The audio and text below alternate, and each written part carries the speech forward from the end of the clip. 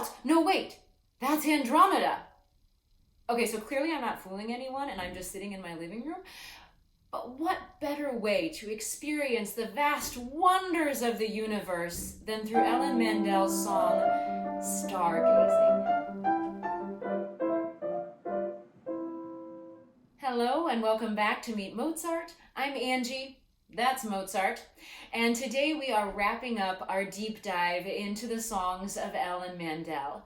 I'm so grateful to Ellen for sharing her thoughts, her perspective, and her beautiful music. And I'm delighted to share with you all this last part of our series. So without further ado, so we are back again with Ellen Mandel, and today we're going to discover one of her songs, Stargazing, that's set to a Glyn Maxwell poem that I believe you set for the Nats competition, correct? No, New York State Music Teachers Commission. Yeah, Uh-huh. yeah. They commissioned very nicely a bunch of music from me, and I set 3 Glyn Maxwell texts, one poem. Stargazing is a poem from one of his books, and the other 2 are lyrics that he sent me, which I then set. So, and it made a kind of a nice group. I call it Songs of the Dark. So this was the 3rd one. Yeah. And so was this something that he suggested to you to set, or this was something that you chose to set within those other things he sent you? I chose it because I found it extremely evocative and very interesting, because it's quite philosophical and astronomical. I mean, stargazing. It's all about looking at the stars, going outside and looking at the stars, and this kind of deep feelings that you have. We don't have this much in New York City, where we can barely see any stars, but when you go into the country and you see the sky filled with stars, and trying to find constellations and to know something about that. And then the kind of almost a vertigo that you get out there, and then returning to the human everyday scale from the giant scale of the universe. I just thought it was really interesting and very moving in a kind of different way from a lot of poems that I've set. Yeah, I sensed when I was looking actually at the whole Glyn Maxwell set, that this was sort of like a new idea somehow in your music, that this was taking on a new form and a new feeling. It is a new feeling, and again, inspired by the poem, because that's what I felt from trying to convey what I felt from the poem, the language and the situation that it describes. So Ellen, I have my thoughts and feelings about what I think might be going on in this piece, but I'm curious to know what sort of musical elements you really wanted to convey in order to tell this story and give us this picture of the universe. Okay, well, this is a kind of a different feeling of a poem, because it deals with the universe and the stars, and I felt that it needed a more open structure than what I would call a more regular accompaniment style. For example, Oriental is kind of regular. It has that tango Latin feeling in the bass, which is kind of easily identifiable to a lot of people. So I wanted it to be spacier, like outer space, the space of the heavens. So I thought, well, I almost don't want to say this, but I'm going to say it, but a kind of an open feeling of just octaves, which is very open and very plain. So it's not discordant. And then that's in one hand, in the piano accompaniment, in one hand, it's octaves, and in the other hand, it's fifths. So they're just very open and not having the usual, we all know, a major chord is happy and a minor chord is sad, not having that, the inner workings of the harmonic structure that are a little cozier or a little more emotional. And then instead of having it go around kind of a regular, what I would call a regular harmonic progression, have it go around kind of the way that maybe the earth is going around, or the heavens are revolving, the constellations are slowly revolving above. And then the melody, which is the human voice, is really more of a regular melody that, to me, can carry the words and bring them across and have whatever emotion is in those words. Yeah. And in thinking about it, I feel like, if we're sort of representing the characters of the poem through the music, it's sort of like the piano part represents the space, and then the singer is the speaker, the person who's experiencing that universe. And so there's something Exactly. grounding about the vocal line amidst all of this sparseness that we have in the piano part. And that's one of the things that I loved when I was looking at it. And actually, one of the things that Ellen, you're so wonderful about, if a singer wants to try something in a different key, that you'll send them music in different keys. And when I was looking at this piece, I was like, okay, I really like this piece, but I think it might be better, a step up, or whatever we ended up taking it. And I wanted to ask for that. And I was like, okay, so I'm going to send her an email, and I'm going to say, instead of this key, I would like it to be in this key. And then I was looking, and I was like, I don't know what key this is in, because it's got one thing in the key signature, which usually tells us the key. But then if you look at where the notes are lying and what notes seem to be the most important and kind of anchoring notes, it's not the same one that's in the key signature. And so there's a really beautiful way that you created an openness and a space and an otherworldliness by not giving us a really grounding key signature. Thank you for that. Thank you for saying that. I'm delighted you feel that as an emotional thing, because it's interesting. I hadn't really thought about what is I tried to give a key signature that would result in the fewest accidentals, because I couldn't figure out the key signature either. I couldn't figure out what key it was in. And what it does is it is somewhere. I don't really know where it is, and it ends somewhere. But I really just put the key signature to make it so that it would be the easiest to read. And also, I didn't mention that in a certain part, in a couple of parts of the song, where he talks about being with the person, right, and relating to the person, the accompaniment, the feel of it changes and goes into a more regular song-like feel, if I can say that, if that makes, I think maybe if people hear it, they'll feel that it's a little warmer and a little not so spacey, and the more personal level.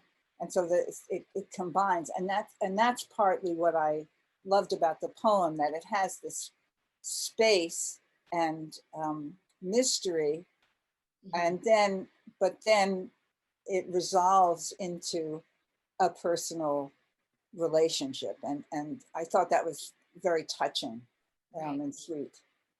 Yeah, I love that about it. And I love, like, what you're saying there, that moment where it becomes about the relationship, and sort of musically, by changing that piano part, we come back down to earth a bit as well, and we sort of revolve around those two places then for the rest of the song.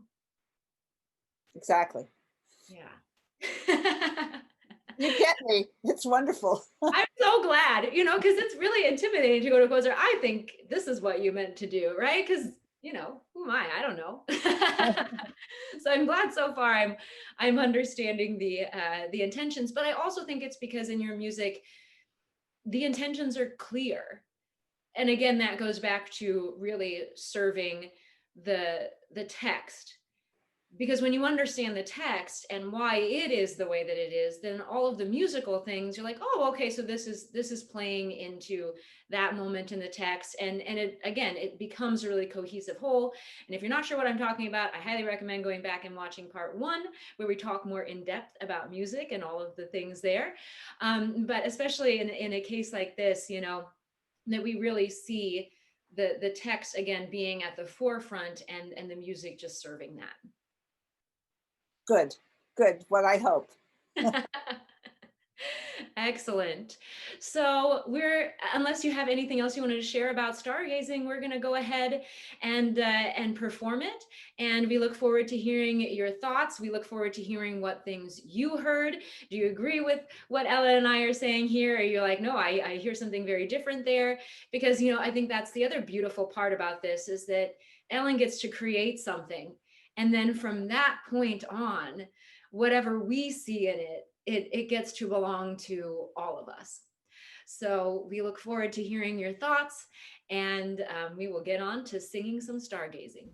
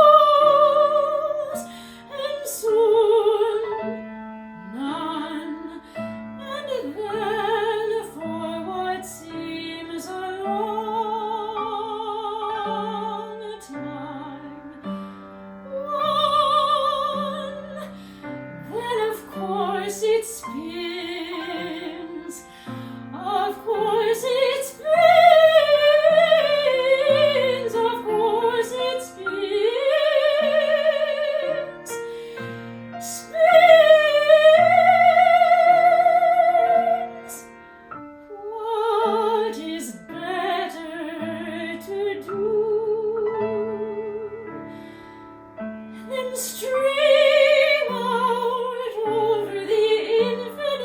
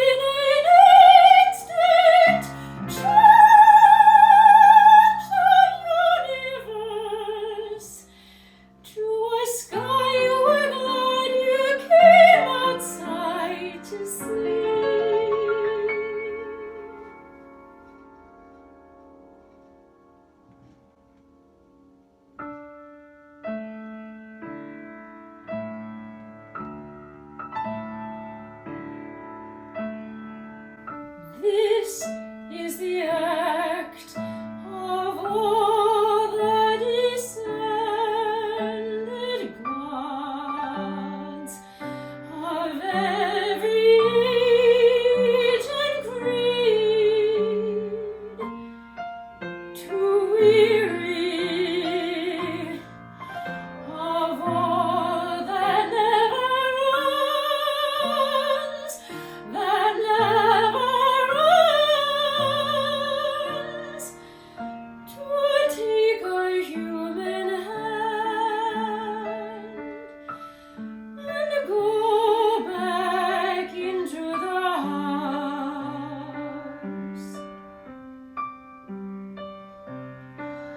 to take a human hand and go back into the house,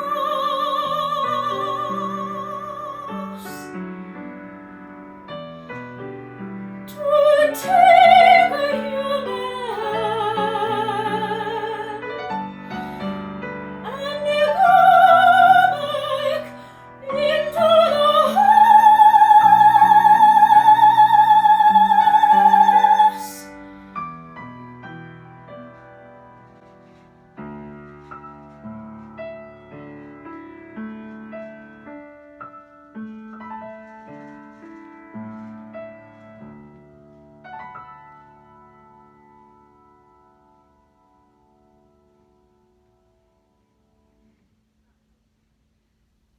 Thank you again to Ellen for letting us share your beautiful music and your generosity of spirit in sitting down and talking and discussing all things music. And thank you to you all for watching. I hope you enjoyed it. If you did, please be sure to like, comment, subscribe, push all the fun buttons, including that little notification bell, and we will see you next time.